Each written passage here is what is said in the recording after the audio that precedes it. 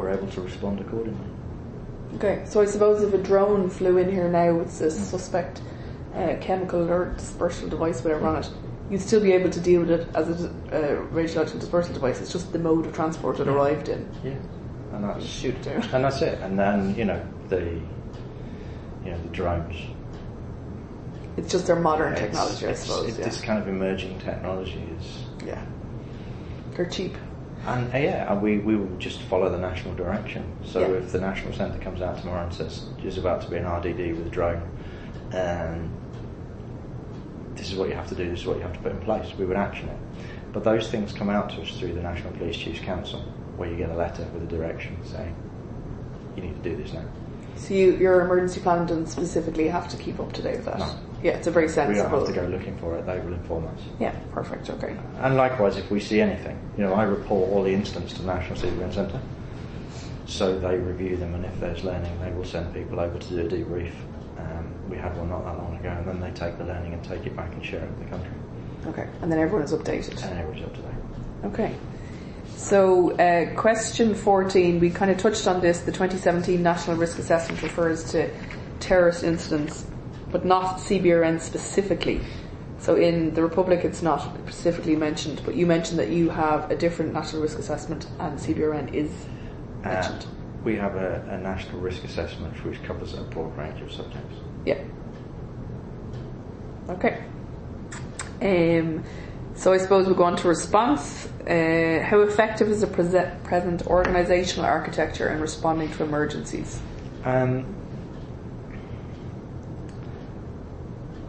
The ability to respond to major incidents is... we have a slightly different terminology. Okay. We refer to major incidents and emergencies, and you refer to major emergencies. That's one of the differences we're aware of between the North and the South. Yeah. What's the difference? Definitions. Okay. Definitions. We may well declare a major incident. Any of the partners can declare a major incident, but a major incident could just be something that affects one organisation. So ambulance service have a limited number of ambulances in Northern Ireland that operate at a very high level of capacity around the clock. So a large vehicle road traffic collision or a large number of young people taking drugs, getting drunk in an event can quickly overrun the capacity of the ambulance service to respond. So they would declare a major incident to activate protocols which bring other people in, which activate officers and things like that. Whereas we would be looking at them going, well, it's not a major incident for us. We don't have to declare it. Yeah. A big train crash would all declare a major incident, and it's about protocols to activate command structures within each of the organisations. Okay. We don't really declare emergencies. We may plan for an emergency, so for example, prospective severe weather emergency. Yeah. But we would tend to declare a major incident and respond to a major incident. We declare an emergency for everything. Well, I'm sorry. I'm aware of. The wording would be, I am aware of the protocols in the South for responding to emergencies. And for us even, there is a difficulty because it's really important that you prepare for emergencies. But when you constantly present risk information, there becomes the reality that people view it as crying wolf. It's nearly emergency fatigue, like the way you have terrorism fatigue. It becomes emergency fatigue, and the big successes in planning for emergencies are, we really did well getting by. When we have Storm Ophelia, or ex-Hurricane Ophelia, where you have the snow last week in the two counties at the south of Northern Ireland, because people heeded the warning and informing message, nobody went out, and because nobody was out, nobody died. Sensible. And that works.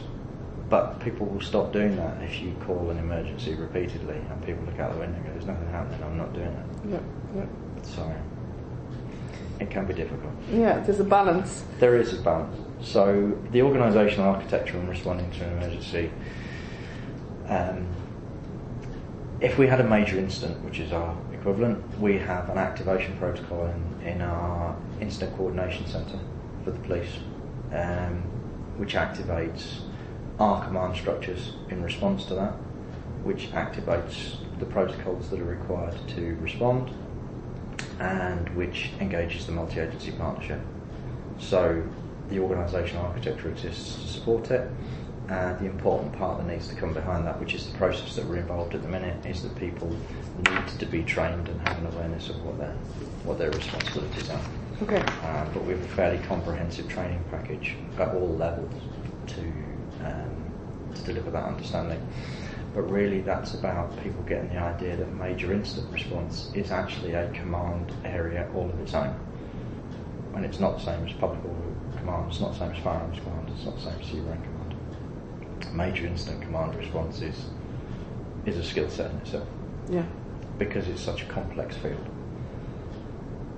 You have to be very clear, with your communication, with your direction, with your commands. And also you need to understand what's being set up. So, people need to understand what reception centres look like. Survivor reception, friends and family reception, hostage reception centres, hospital documentation teams, all of these are critical in a major incident. Mm-hmm. And it's something that, unless it happens, people have got no idea. Mm-hmm. Now, we support that structure we've turned all our emergency planners into tactical advisors, so we can advise the various levels of command. And is that a training course or something? Awareness. Awareness, yeah. It's just making them. I suppose it is training. We get a series of presentations about this is what it should look like, and this is and a package, and they've got time to go and read the plans. But then that's not the same as getting it to the commanders themselves. Yeah. And giving them the opportunity to kind of practice. Yeah, absolutely. Okay, so question 16, definitely with your emergency planning hat, have you experienced the benefits of community resilience during incidents? We work very closely with the emergency preparedness groups, which are the council, responders, and so for example if we activate a reception centre, they actually activate the centre and staff it. Great. And we provide the people to do the documentation within the centre. Okay. So do they have the equipment? They have like a tent or whatever. Equipment. Well, mostly they tend to be fixed structures, but they bring the people in to provide the everything that's needed, the blankets, and they work very closely with Red Cross and other people. There's very, very good community resilience. Great. In Northern Ireland, which is shown time and time again. We mostly see it for the flooding and we see it for flooding and snow, but it's activated regularly for bomb scares and all that kind of stuff. And there's a formalised structure around emergency preparedness group, which is our equivalent of the local resilience forums you see in GB. Yeah. It's an evolving structure here, but there are a series of protocols for activation, and they're embedded in all of them, and they hold the plans which are standardised across Northern Ireland. So, for example, there is one mass fatality plan for Northern Ireland about how we manage the mortuary, and the community resilience is very strong. Okay, which is great. We rely on their plans as much as they rely on ours. Good, yeah. And even people in their houses assist. People are kind of. And we see them as we see them very clearly as responders with us. Not they're right from the responding phase. Yeah. They are responders at the start. Okay.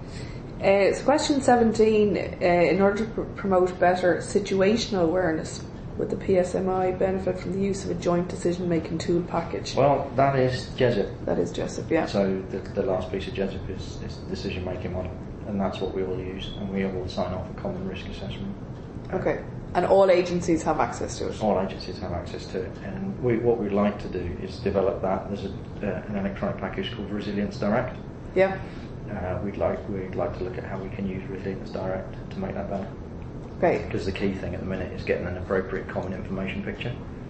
We have that problem too.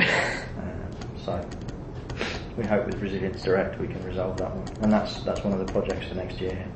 It's an electronic. It's an electronic tool. Yeah, and do you think is it like only lead agencies that would have it? No, there's no point having a common information picture if you can't share it with people who need it. So maybe you'd have access levels or something. Yeah, you have access levels or something like that. But I don't see the point of having it if you can't. That's true. If you can't share the information, you either have a common information picture which helps everybody, you don't, and you shouldn't knowing, like you say, access levels. But if you also, it's about sanitising information to the appropriate level. Yeah. and also not being bloody minded about what that